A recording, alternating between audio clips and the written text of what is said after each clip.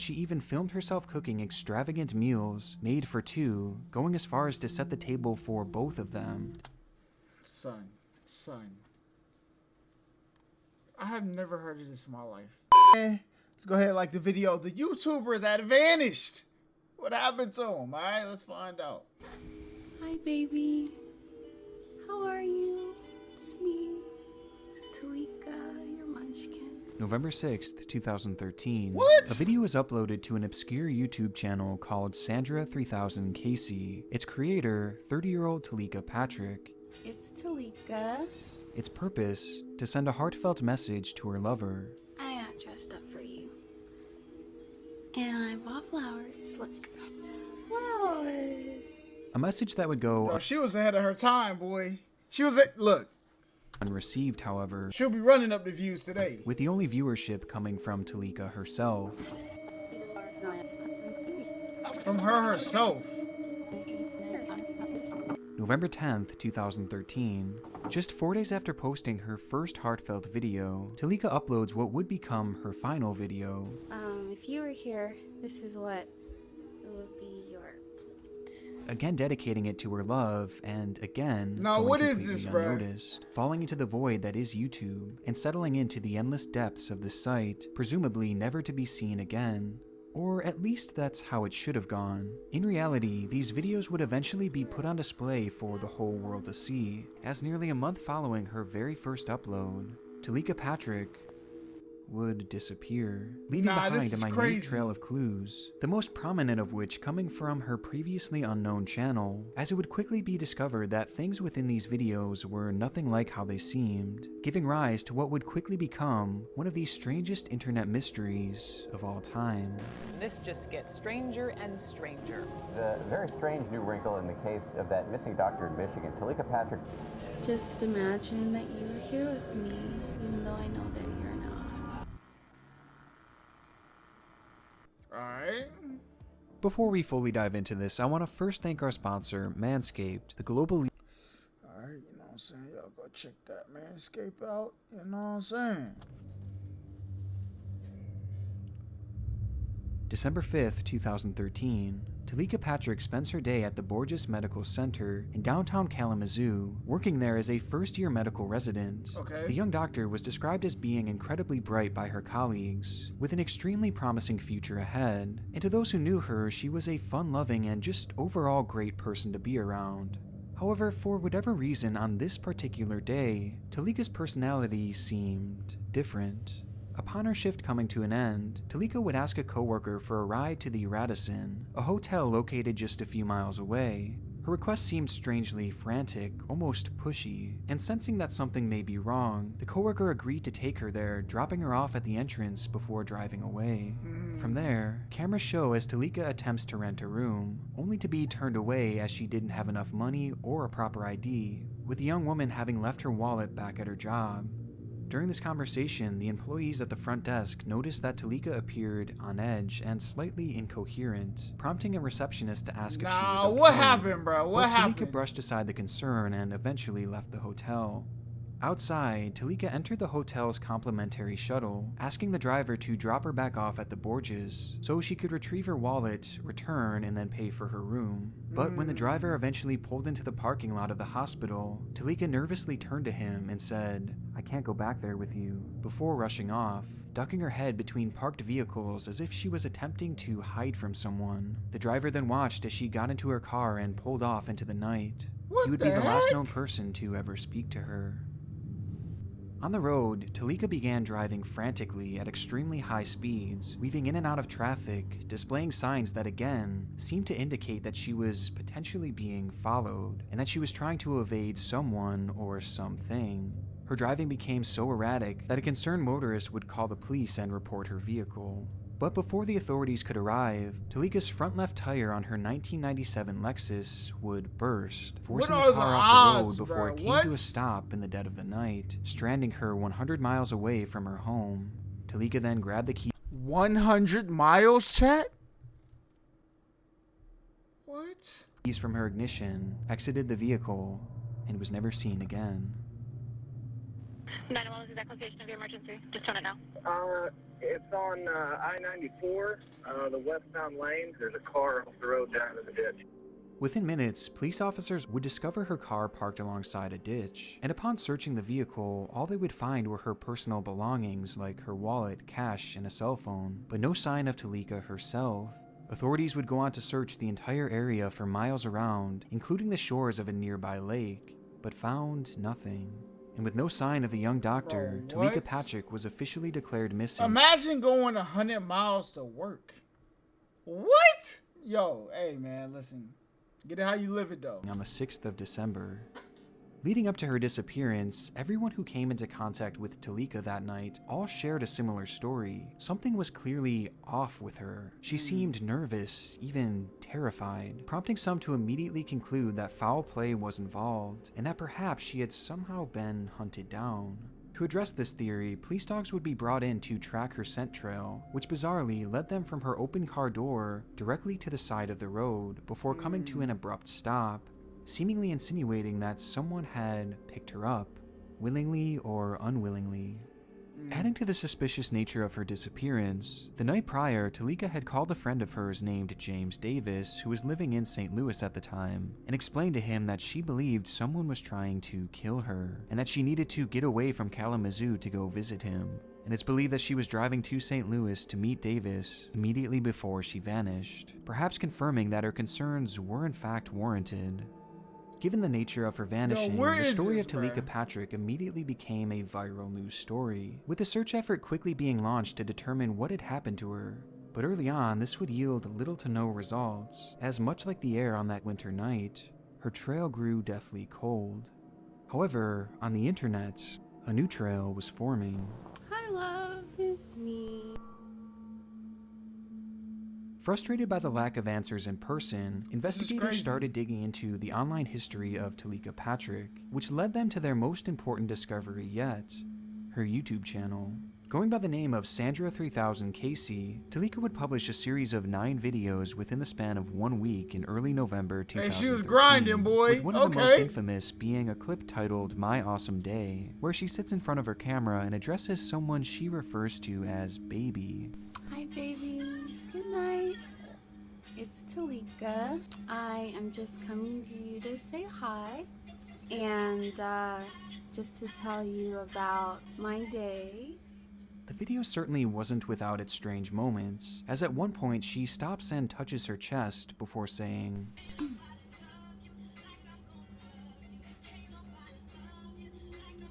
Baby, I felt that. While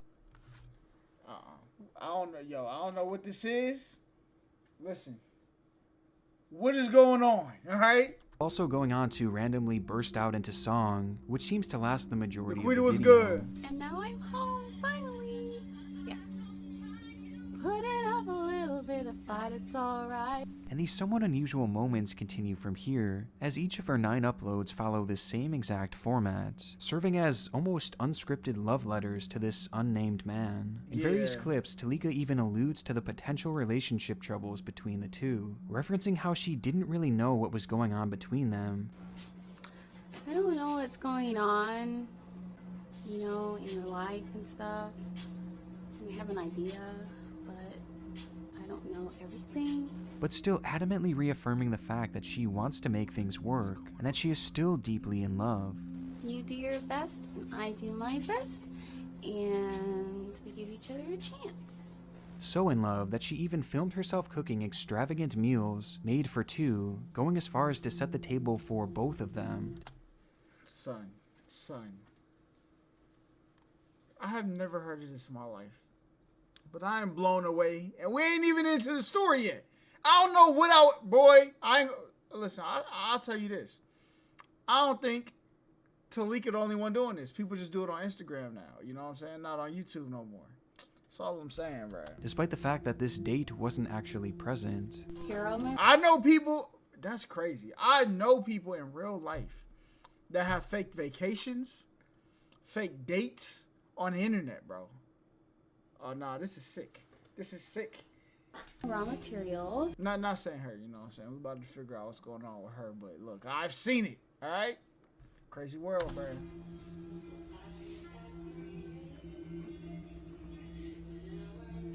I don't even eat chicken. I'm vegetarian. But I want that for you. That's just, potatoes so far. If you were here, this is what it would be your plate. Broccoli and tomatoes and peppers and... Bro, that's that old turkey bacon right there, or that vegetarian bacon. I know, I've seen it before. Hey, look, I'm here to tell y'all one thing, chat, and I'll stand on this to the day I die. Bacon mid, bro. Pork bacon is mid, okay? Listen, I'm sorry. Somebody had to tell y'all. It's okay, though. You know what I'm saying? cheese. And within these videos, a few key moments make it clear that the two had actually met in person quite recently, as she points to a bouquet of flowers that she states, And here are the flowers from last time. insinuating that the two had likely gone on some sort of date within the days prior. Viewing her content as a whole, despite some of the more unusual moments, it's nothing all that jarring, and it really just seems to show a woman who is desperately in love. And whether she was going through some relationship issues, or perhaps just in some sort of long-distance relationship, it didn't really matter, because these clips were clearly never meant to be seen by anyone but the man they were made for. And at first, investigators likely thought that they would do little in the way of helping to solve this case. However, upon questioning Talika's family and friends about these videos, a glaring red flag began to emerge, and the channel was thrown into a far different light.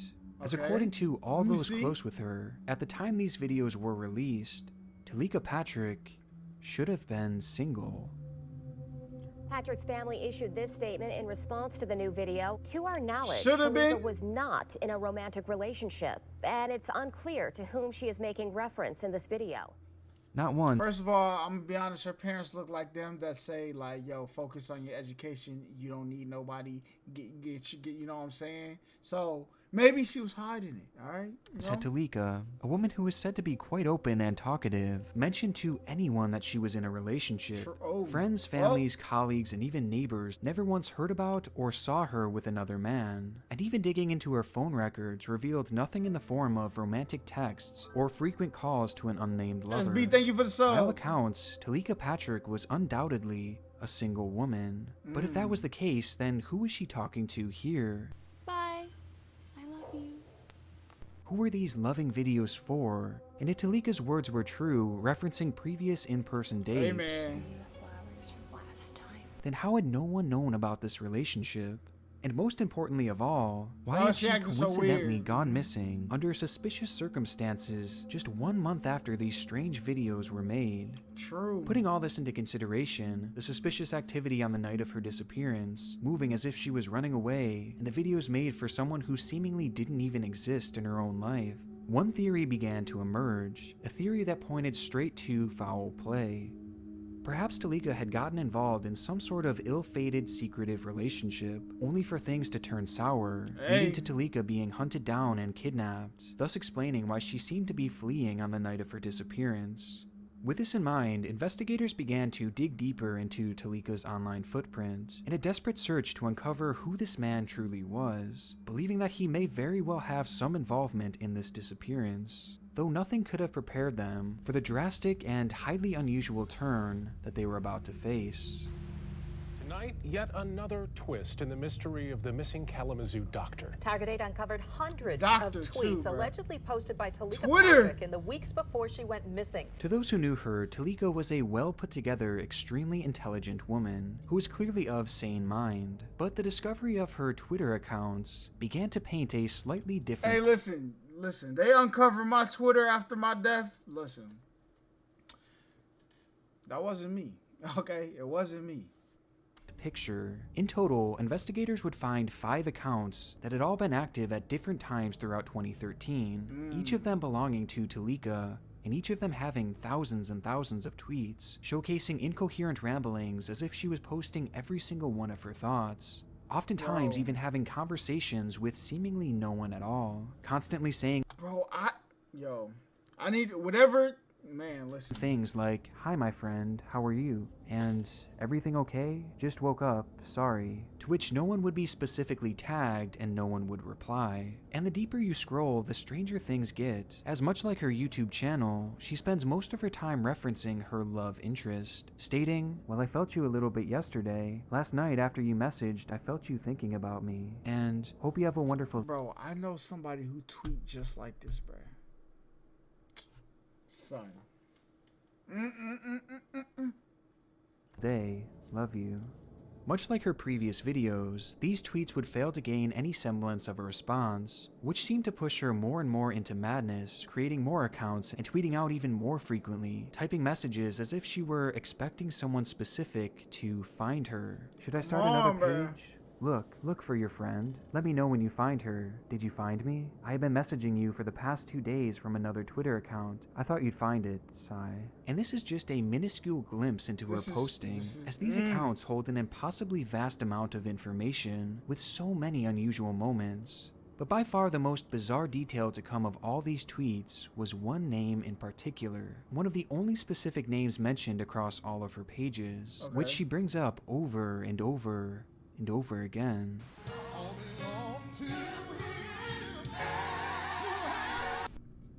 Marvin Sapp. At Marvin Sapp, "Good morning. When life gives you lemons, make lemonade." Again. Did she get catfished by Marvin Sapp page? Hold on, bro. Hold up. Marvin Sapp, "Good morning. When life gives you lemons, make lemonade." At Marvin Sapp, "Good morning. Don't be sad. God never puts more on us than we can bear." All 3 of these messages were posted within the span of 24 hours, and they were far from the only mentions of the famed Grammy-nominated gospel singer. Sometimes she would make blatant references to him and his music, oftentimes using his lyrics to point to a supposed connection between the two. And though it's hard to prove outright with her tweets alone, it quickly became apparent that Talika's love interest, with whom she had seemingly tweeted to thousands of times, was in fact Marvin Sapp, introducing the possibility that Talika was perhaps just a crazed fan, which would make a few of her next tweets all the more disturbing. "I have relocated to be with you, so I really hope you want me, appreciate so you, we my can boy. be in love and get married and have a couple babies. And, as you may or may not know, I attempted to visit you yesterday." See, this is why, bro, I be trolling on Twitter, bro, but this is why I make sure I don't troll that much, especially like tweeting celebrities, because man, all right, Her messages listen, something happened to me and they bring up them tweets, y'all just going, bro, it was a joke. For me, it was a joke, bro. were obviously concerning, as it began to grow apparent to investigators that this relationship Talika had mentioned was solely a one-sided affair. After all, most would have assumed that someone as famous as Marvin Sapp would have no idea who this woman was. But this actually wasn't the case, as Sapp did in fact know of Talika, only for all the wrong reasons. Around the start of 2013, Talika began obsessively messaging Sapp and tweeting out to him in some sort of code, believing that the two were somehow spiritually connected and that he would eventually come to her, even claiming on her social media that she and Sapp were actually married, something that Sapp would eventually take note of, but never respond to, assuming that the woman may have been mentally unwell. However, when this failed to get a response, Talika then began to message Sapp's children, further angering the singer and increasing his level of concern. And when that too failed to get a response, Talika would pack her bags and relocate from California all the way to Kalamazoo, which just so happened to be the exact location of Sapp's congregation. Nah, this is out of control, all right? Out of control! As well as his home, a home that Talika would eventually visit in the dead of night, confirming that her tweets referencing the matter were in fact true. Talika's behavior had gotten so serious that Sapp himself convinced authorities to issue him an order of protection against her in September of 2013, pointing to over 400 pages of unwanted correspondence coming from her. Sapp would also ban Talika from attending his church ever again. Hold up, so what happened to her then, bruh? That's the question. However, only heightened her delusional bro, if she faked it, oh man, state, and would lead to her posting these videos on her channel, as by this point she was so far removed from reality that she truly believed that the two were lovers and that Sapp was communicating with her telepathically and was somehow always with her. By the time December had rolled around, Talika's tweeting grew increasingly dark as she began to write about demons and how they were affecting her. Writing on the 4th of December, "You reach me through a demonic portal. That gives demons power over me and dilutes my spiritual authority. Please understand that I must protect myself spiritually." The very next day, Talika would go through each of her Twitter accounts, delete everything, and vanish alongside of the road. The discovery of these accounts adds a whole new element to the case and seems to point to one obvious conclusion, that at the time of the disappearance, Talika was likely in the midst of some sort of severe psychotic break. But this still fails to explain what exactly had led to her actual disappearance.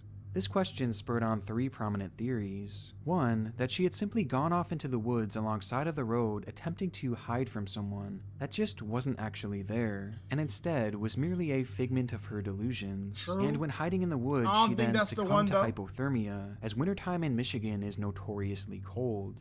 2, that in the midst of this psychotic break, she decided to leave all her belongings aside and essentially run away, hitching a ride to somewhere far away, possibly to start a new life.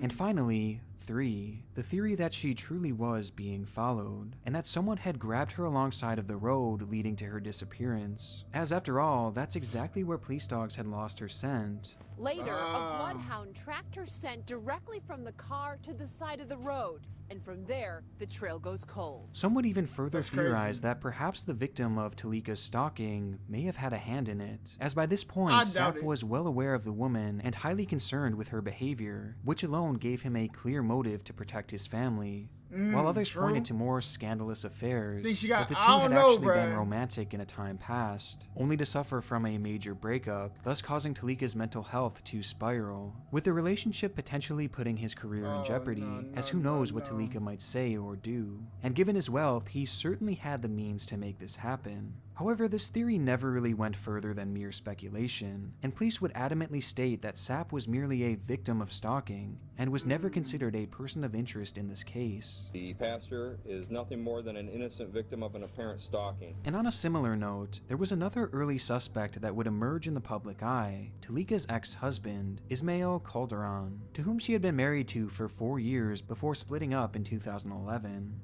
2 years Immediately after before? the two had separated, Talika had gone onto an online nursing forum and accused Ismail of emotionally and verbally abusing her throughout their relationship, leading some to question whether he too had a hand in Talika's disappearance. That's crazy. Perhaps as a means of silencing her, or getting revenge for their relationship ending. Bro, especially like if he still had feelings for her, and he going on her Twitter, watching her tweet somebody that he don't know who it is. I mean, unless she's seen the Marvin Sapp tweets.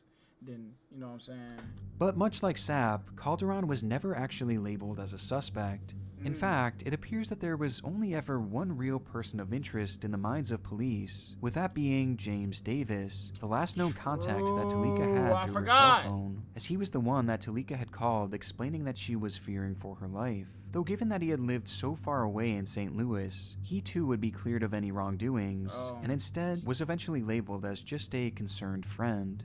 And with no suspect, no body, and no real concrete clues, speculation is really all we'd be left with. At least until April 3rd, 2013, when everything would change.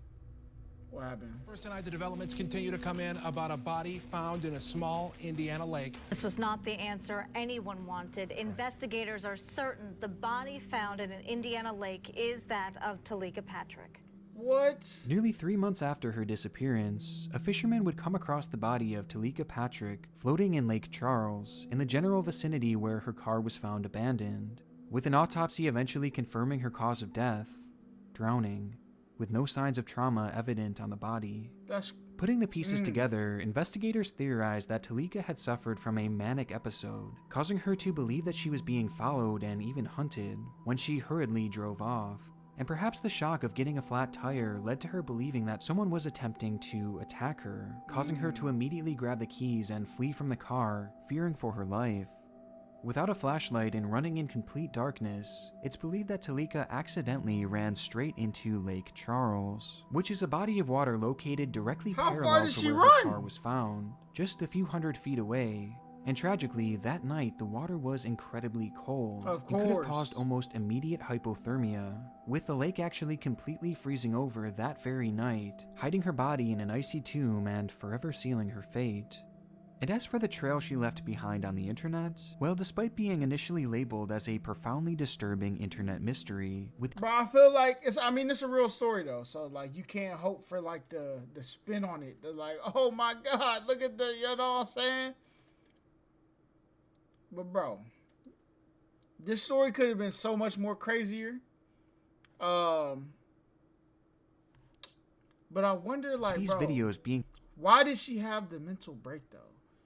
considered key pieces of evidence within her case, law enforcement now believe that She ain't tell nobody she was dating Marvin Sapp, boy. You know what I'm saying? this was all just I wonder if she knew like it wasn't real though. Cause I feel like if she thought it was real, she would have told people. merely a coincidence. As though her uploads and tweets do show evidence of her stalking, this stalking to them seems unrelated to her actual vanishing, and rather than being viewed as clues pointing towards foul play, police now view these videos as apparent signs of Talika's fractured mental health. This was the official explanation given for the disappearance of Talika Patrick, a tragic accident triggered by untreated mental illness. Although, of course, some are still skeptical, including Talika's own family, who point to several unexplained inconsistencies, like her scent trail leading directly to the road, which was the opposite direction of the lake, and the fact that the body of water where Talika had been found was supposedly thoroughly searched on the night of her disappearance, and later even probed with sonar technology on 2 separate occasions, all of which yielding absolutely no results, despite the fact Hold up, it's getting a little thick, alright?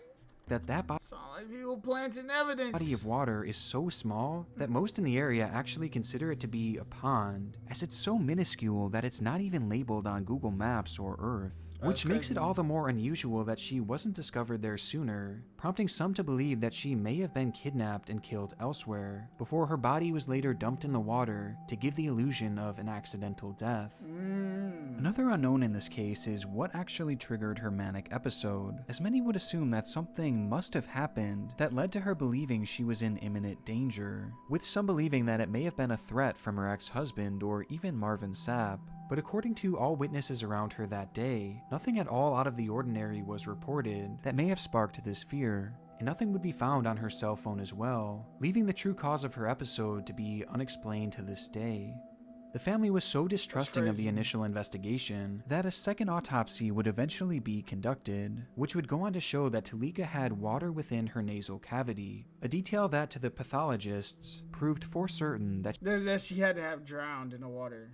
That she couldn't have been killed somewhere else. She had in fact died by drowning, which officially ended the police investigation for good, with one investigator stating that, I do believe it's probably as solved as it's going to get. Though to this day, we're still left with many unanswered questions, and for some, the mystery lives on. Well, I hope you have a good night. Bye. I love you. Bro. I want to give a huge shout out to my gold tier patron. Nah, this story was crazy, bro. I ain't gonna lie. I'm gonna check on my friends that be tweeting like this, because sometimes I'll be reading their tweets like, who are they talking to, bro? Like, what are you doing on Twitter? Sometimes I'll be asking them like, yo, what you be doing on Twitter, bro? But look, this was a crazy story. We gotta watch more of this channel. You know what I'm saying?